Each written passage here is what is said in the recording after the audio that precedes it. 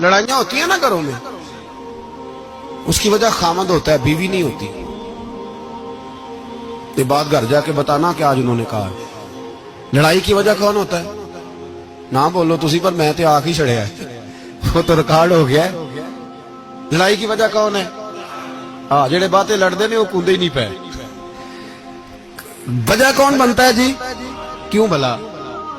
اس لیے کہ نبی پاک صلی اللہ علیہ وسلم نے فرمایا عورت کی اگر آدھی ہے تو تیری تو پوری ہے نا، جس کا مطلب ہے لڑائی اگر بچ سکتی تھی تو مرد کی وجہ سے بچ سکتی تھی، گھر میں امن ہو سکتا تھا۔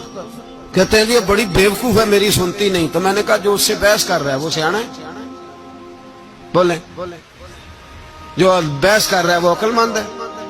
بندہ تو چلو تھا وہ دانشور شیکسپیئر، باتیں بعض اوقات اس کی کچھ ایسی ہیں۔ اس سے کسی نے پوچھا تھا عورتوں سے کون جیت سکتا ہے بحث میں، تو اس نے کہا تھا وہ جو ان سے بحث نہ کرے، جو ان سے بحث ہے۔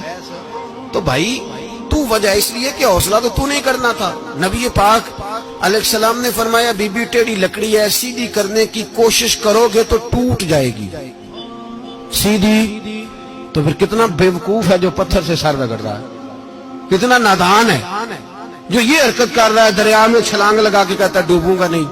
تو بھائی حوصلہ پیدا کرے، علم پیدا کرے۔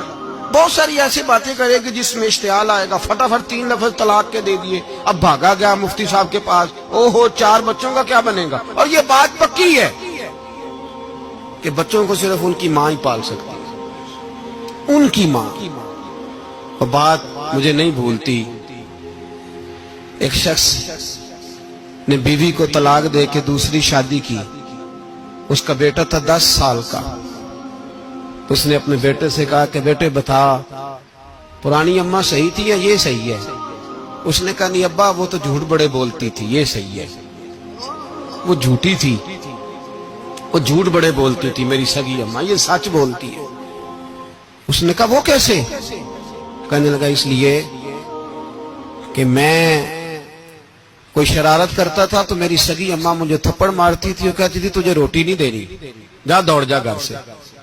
تو میں دوڑ جاتا تھا تو جھوٹ بولتی تھی نہیں دینی، پھر آدھے گھنٹے کے بعد مجھے ڈھونڈنے لگ جاتی تھی، ڈھونڈ کے لاتی تھی، پھر میری منت کرتی تھی، پھر مجھے کہتی تھی نہ مجھے ستایا کر، پھر میرا ماتھا چومتی تھی، پھر میری مرضی کا کھانا بنا کے دیتی تھی، پھر میرے منہ میں لقمے ڈالتی تھی۔ جھوٹی تھی، پہلے کہتی ہے نہیں دینی، پھر پیچھے بھاگتی ہے۔ یہ سچی ہے، میں شرارت کرتا ہوں تو تھپڑ مار کے نکالتی ہے، پھر میں منتیں کرتا ہوں پر روٹی نہیں دیتی، پیر پکڑتا ہوں نہیں دیتی، سچ بولتی ہے، اپنی بات پہ ڈٹ جاتی ہے۔ او بھائی بچے اس کی ماں ہی پال سکتی ہے، تو نے 3 جملے کہتے سوچا ہی نہیں، تیرا کا گیا تو یہ تو نئی بیوی ملے گی، اور اس کا بھی کیا گیا، اس کو بھی شاید شوہر مل جائے۔